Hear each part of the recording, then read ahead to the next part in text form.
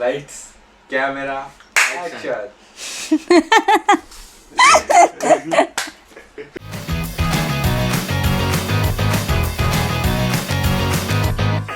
हे guys, कैसे हो आप सब? I am Sameeksha Thakur and welcome back to cockroach.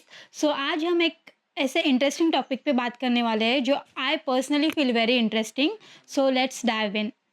आपने भी कभी social media platform like Instagram या फिर फेसबुक पे किसी की पोस्ट या स्टोरी देखी है एंड फिर सोचा oh damn, he is just perfect, या फिर वो कितनी ब्यूटीफुल है, या फिर उसकी लाइफ कितनी परफेक्ट है, काश मेरी भी उतनी होती। एंड फिर अननोइंगली हम उस इंसान के साथ अपने आप को कंपेयर करना शुरू कर देते हैं एंड फिर खुद को छोटा फील करवाते हैं। But let me tell you guys, you are not alone feeling this way. Even the most successful and the coolest people doubt themselves. Virat Kohli, Shahrukh Khan, Tom Hanks, इमा वैटसन, दीपिका पादुकोण, सत्या नडेला, सुंदर पिचाई और ऐसे कितने अनगिनत सेलिब्रिटीज, एथलीट्स एंड सीईओज हैं जिन्होंने ये प्रॉब्लम फेस की है अपने लाइफ में। So first of all let's understand ये चीज़ है क्या। इसे मेडिकल टर्म में इम्पोस्टर सिंड्रोम कहते हैं। ये एक ऐसा साइकोलॉजिकल पैटर्न है जहाँ लोग अपने खुद के अचीवमेंट्स एंड सक्सेस पर डाउट करते हैं, जहाँ इंसान अपने खुद के अकम्पलिशमेंट्स या फिर सक्सेस पर डाउट करता है। नाउ इमेजिन तुम एक काम कर रहे हो, फॉर एग्जाम्पल एक पेंटिंग कर रहे हो, समहाउ तुमने वो पेंटिंग कंप्लीट कर दी। नाउ वो पेंटिंग तुमने स्टोरी पे लगाई या फिर अपने फैमिली या फिर दोस्तों को दिखाई एंड सब लोगों को वो पेंटिंग पसंद आई, लोगों से तारीफें मिली, लाइक पेंटिंग बहुत अच्छी है एंड ऑल। बट आपको अंदर से लग रहा है शायद मैं इससे अच्छी पेंटिंग कर सकता था या कर सकती थी, या फिर वो पेंटिंग इतनी अच्छी नहीं है। ये वो फीलिंग है जब हम अपने अचीवमेंट्स एंड सक्सेस को इग्नोर कर देते हैं या फिर उसे किसी और चीज का क्रेडिट देते हैं। नाउ लेट्स अंडरस्टैंड ये क्यों होता है। So first cause is perfectionism. Perfectionism होता क्या है? इट्स अ माइंडसेट जहां हर इंसान सब कुछ परफेक्ट करने की कोशिश करता है। जब हम अपने एक्सपेक्टेशन एंड स्टैंडर्ड्स हाई रखते हैं तो वो अनअचीवेबल बन जाता है एंड फिर उन्हें मीट करना बहुत ही हार्ड हो जाता है। एंड इफ अगर हम उन्हें नहीं मीट कर पाते तो फिर हमें इनएडिक्वेसी एंड डिसअपॉइंटमेंट का एहसास होता है। तो लेट्स टेक माई एग्जाम्पल। मैंने अभी अभी यूट्यूब ज्वाइन किया है and you all know it's my third video and some of my friends were like तेरी बॉडी लैंग्वेज इतनी अच्छी नहीं है या फिर तेरे फेशियल एक्सप्रेशंस इतने अच्छे नहीं हैं। But I have to understand I am new to this field, I am not perfect at and I am still learning and मुझे खुद से कुछ ज़्यादा एक्सपेक्टेशन नहीं रखना चाहिए at this moment. So now इसका इम्पोस्टर सिंड्रोम से क्या लेना देना। हम जब परफेक्शन में अटके रहते हैं तब हम अपने आप को दूसरों के साथ कांस्टेंट कंपेयर करते रहते हैं। अपने अचीवमेंट्स एंड एबिलिटीज़ को हम अंडर एस्टिमेट करने लगते हैं and we start doubting ourselves and think जो हमारा अचीवमेंट्स या फिर सक्सेस है it's just a result of luck या फिर circumstances rather than our efforts and skills. ये सेल्फ डाउट या फिर फीलिंग ऑफ इनएडिक्वेसी हमें इम्पोस्टर सिंड्रोम में कंट्रीब्यूट करता है। हम फिर भी ये फील करते हैं लाइक हम इतने डिजर्विंग नहीं है अपने सक्सेस के लिए। Now let's come to the next one, overcoming adversity. Overcoming adversity का मतलब क्या है? इसका मतलब है कि हमारे लाइफ में जो ऑब्स्टेकल्स या सेटबैक्स आए हैं उनको ओवरकम करें। जब कोई इंसान अपनी ज़िंदगी में किसी बड़ी रुकावट या फिर प्रॉब्लम को फेस करता है तब हमें उसकी रियल स्ट्रेंथ एंड रेजिलियंस का पता चलता है। नाउ यू थिंक इसका इम्पोस्टर सिंड्रोम से क्या लेना देना? वेल, लोग कभी कभी बहुत बड़ी मुसीबत या फिर परेशानी का सामना करते हैं तो उन्हें लगता है कि ये उनकी खुद की स्ट्रेंथ की वजह से नहीं है, इट्स जस्ट अ लक या फिर सर्कमस्टांसेस की वजह से उन्होंने ये प्रॉब्लम सॉल्व करी है। एंड ये सेल्फ डाउट उन्हें फीलिंग ऑफ इनएडुकेसी में डालता है जो मेन कॉज है इम्पोस्टर सिंड्रोम का। इसेंशियली चाहे उन्होंने कितनी भी बड़ी मुश्किलों का सामना किया है, उन्हें लगता है कि ये रियल नहीं है या फिर ये किसी और वजह से हुआ है या फिर उनका सक्सेसफुल होना ही असली नहीं है। Now talk about the third cause, comparison. I already told as I said earlier, आजकल सोशल मीडिया की दुनिया में हमें लगता है कि सब लोग सक्सेसफुल एंड हैप्पी है, बट ये एक इल्यूजन हो सकता है, क्योंकि सोशल मीडिया पे लोग अपने बेस्ट साइड दिखाते हैं, कोई अपने स्ट्रगल एंड चैलेंजेस नहीं दिखाता।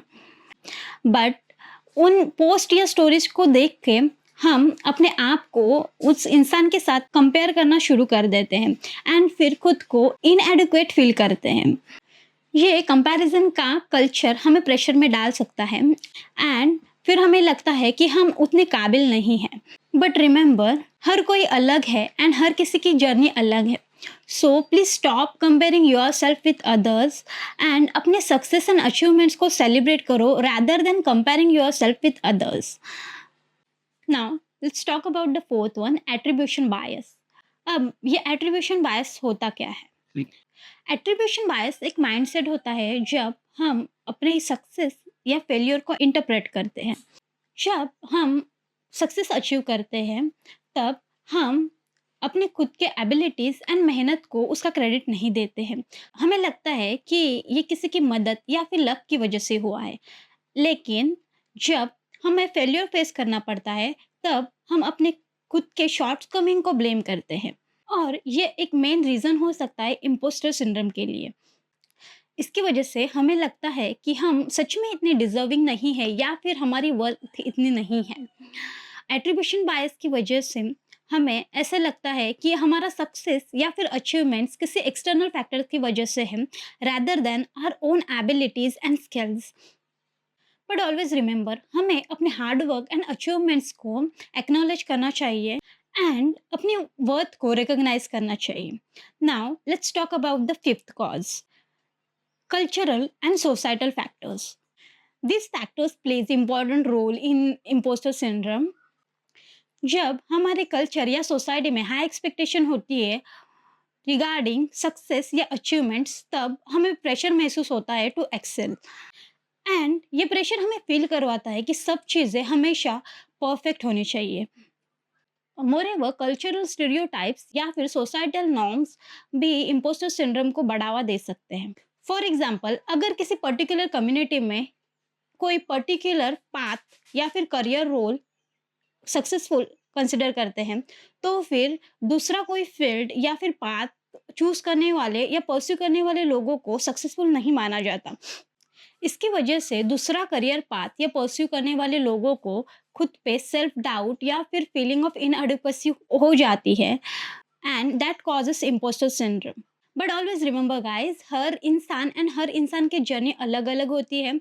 सो अपने वर्थ को रिकॉग्नाइज करने के लिए सोसाइटल नॉर्म्स या फिर प्रेशर के अलावा खुद के बिलीव्स एंड स्किल्स को रिकॉग्नाइज करें। So now understand how to overcome it. So सबसे पहले अपने फीलिंग्स को रिकॉग्नाइज एंड एक्नॉलेज करो। सो जब तुम्हें लगता है कि तुम अपनी सक्सेस पे डाउट कर रहे हो या फिर इन्फीरियर महसूस कर रहे हो, तो रिकॉग्नाइज करो, एक्सेप्ट करो एंड समझो ये फीलिंग कॉमन है एंड बहुत से लोग इसे ओवरकम कर चुके हैं। नाउ अपने इनर क्रिटिक को चैलेंज करो, अपने नेगेटिव बिलीफ्स को चैलेंज करो जो इम्पोस्टर सिंड्रोम को बढ़ाते हैं। आस्क योरसेल्फ, ऐसी क्या चीज़ें हैं जो इन थॉट्स को सपोर्ट कर रहे हैं, और सोचो उनके बदले कौन से ऐसे पॉजिटिव या फिर रियलिस्टिक पर्सपेक्टिव हो सकते हैं। नाउ अपने अचीवमेंट्स को सेलिब्रेट करो। अपने सक्सेस या अचीवमेंट्स को टाइमिंग या लक की जगह अपने मेहनत और स्किल्स को क्रेडिट दो।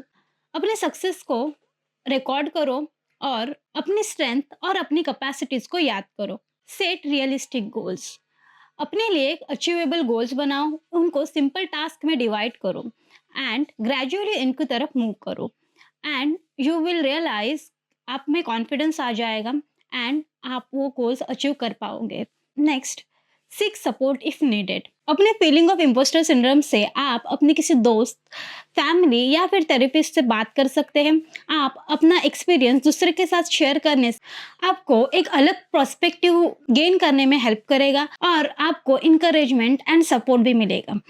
नाउ सेल्फ केयर को प्रैक्टिस करो।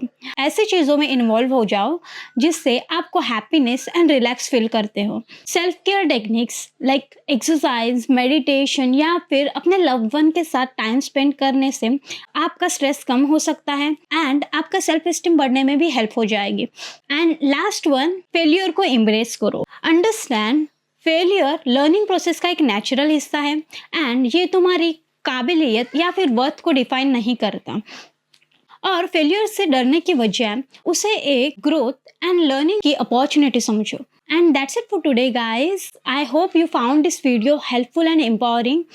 And keep hustling, keep striving, and you are not alone in this journey. I'm here to help. And if you are new to this channel, please hit the subscribe button and ring the bell. And please let me know in the comment section आपको video कैसे लगा. And thanks for watching.